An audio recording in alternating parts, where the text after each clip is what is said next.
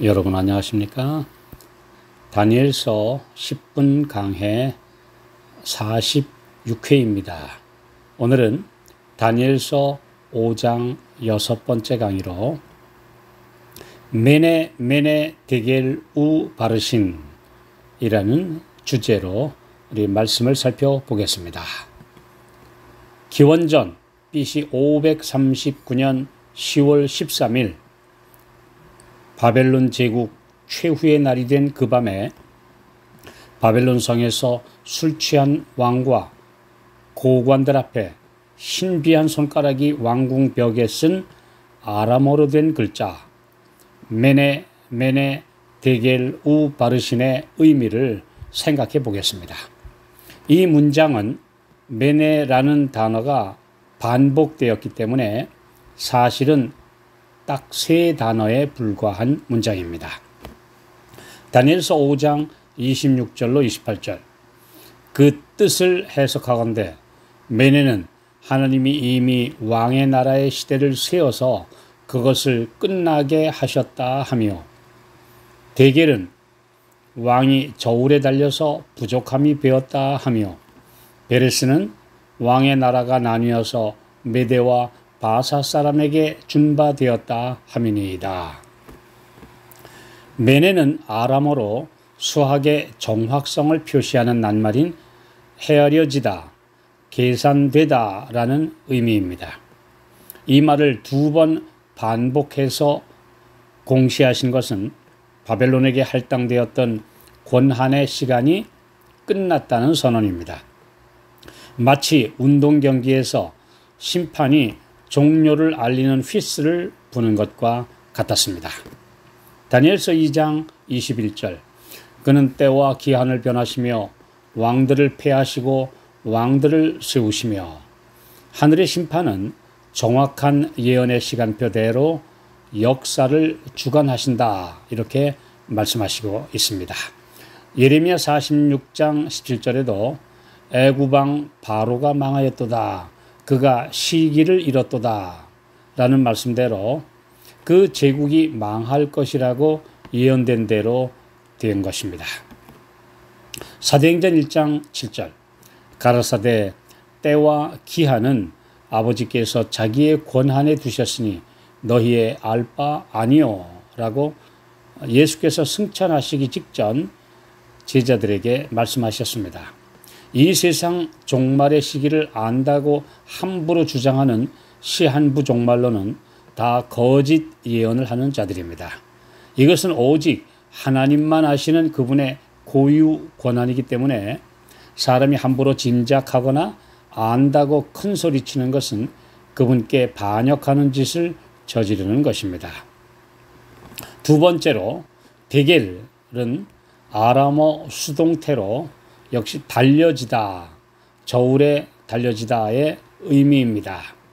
이 단어는 정확하게 거래되는 상거래시의 용어입니다. 사무엘상 2장 3절 여호와는 지식의 하나님이시라 행동을 달아보시느니라. 이처럼 벨사살은 하나님 보시기에 그 큰 나라를 다스릴 중량에 미달되었고, 바벨론 제국은 전 세계를 지배하는 역할을 맡을 자격이 없다는 것이 판정되었습니다. 욥기 31장 6절 내가 공평한 저울에 달려서 하나님이 나의 정직함을 아시게 되기를 원하노라.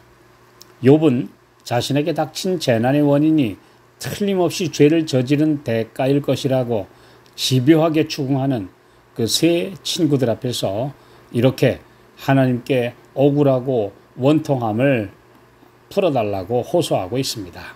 인간은 사실을 정확하게 모르면서 함부로 추측하고 비난하기 일쑤이기 때문입니다. 그러나 모든 은밀한 기록이 심판날의 만천하에 공개될 것입니다. 로마서 14장 10절 내가 어찌하여 네 형제를 판단하느냐, 어찌하여 네 형제를 업신여기느냐, 우리가 다 하나님의 심판대 앞에 서리라. 마치 X선 투시기 앞에 선 것처럼 우리의 모든 속사람까지 투명하게 보시는 분 앞에 모두가 서게 될 것입니다. 우리 일생을 천사가 기록하여 둔 하늘에 있는 기록이 계시록 20장 12절 책들에 기록된 대로 마지막 심판 때에 모두 공개될 것입니다. 오늘날의 버전으로 한다면 우리의 인생의 모든 삶의 기록이 홈페이지에 입력되어 그날에 그대로 적나라하게 드러날 것이라는 말씀이죠. 우바르시는 접속사 그리고를 뜻하는 우와 부분 또는 조각들을 뜻하는 베레스의 복수형인 바르신이 합쳐진 말입니다. 이 말을 직역하면 그리고 조각들이 됩니다. 다니엘서 5장 28절 베레스는 왕의 나라가 나뉘어서 메대와 바사 사람들에게 준바되었다 하미니이다. 나라가 깨졌다 이런 말씀을 하는 하늘의 최후 통첩입니다. 벨사살이 통치하는 바벨론은 도덕적 영적 가치 하락으로 더 이상 존재할 가치가 없어서 이제 폐기 처분하신다는 선언입니다. 다음 타자인 메데 페르시아에게 세계 주권을 넘기시겠다는 말씀입니다. 예레미야 50장과 51장은 바벨론에 대한 심판과 멸망에 대한 예언입니다. 예레미야 51장 9절 우리가 바벨론을 치료하려 하여도 낫지 아니한즉 버리고 각기 고토로 돌아가자. 그 화가 하늘에 미쳤고 궁창에 달하였음이로다. 하나님께서는 다니엘과 세 친구와 그 외의 유다 포로들을 통해 이 제국에 빛을 전하셨고 느부갓네살 왕이 회개하는 성과도 있었지만 이 나라 절대 다수의 지도층과 백성들은 완고하게 빛을 거절하고 말았습니다. 결국 그 나라에 주어진 자비의 시간이 끝나고 말았습니다. 일찍이 하나님께서 아브라함을 갈대아 우르에서 불러내셔서 가나안으로 인도하셨고 그 땅을 기업으로 주마고 하셨지만 아직은 때가 아니라고 하셨습니다. 창세기 15장 16절 내 자손은 4대 만에 이 땅으로 돌아오리니 이는 아모리 족속의 죄악이 아직 관영치 아니함이니라. 차고 넘치지 아니함이니라. 결국 가나안의 죄악이 이렇게 차고 넘칠 때에 그들을 멸망시키실 것이라고 말씀하셨습니다. 드디어 430년이 지나 여호수아가 이스라엘 자손을 인도하여 가나안에 도착하였을 때 가나안 7족속의 부패와 타락은 극에 달해 있었고 그들은 심판을 받아 전멸될 것이었습니다. 호흡이 있는 자를 다 멸하라는 말씀은 너무 가혹한 것 아니냐고 생각이 들지만 그들의 유전자까지 너무 오염되어서 하나님의 자비와 사랑이 용납하실 한계를 넘었기 때문이었습니다.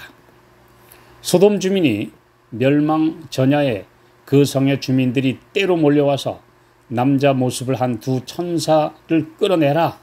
우리가 그들을 성폭행하겠다며 롯의 집을 에워싼 상황은 그들의 멸망에 대한 당위성, 곧 하나님의 심판이 당연히 이르러 온다는 것을 보여주는 것입니다. 이런 짐승만도 못한 자들을 유황불로 소각시킨 것은 온 우주 앞에 하나님의 처사가 정당하다는 것을 보여준 것입니다. 마지막 세상의 멸망 때에도 같은 상황이 될 것이라고 예언된 대로 온 세상이 동성애가 만연하고 합법화함으로 소돔과 같은 멸망의 수순을 밟고 있다는 것을 이제 우리 모두가 보고 있는 시대입니다. 요한계시록 17장과 18장에는 바벨론의 죄악상과 그 멸망이 예언되어 있습니다. 하나님의 계명을 짓밟고 정치와 재벌들과 결탁하여 음녀가 된 종교 연합 세력이 하나님의 심판을 받을 것입니다.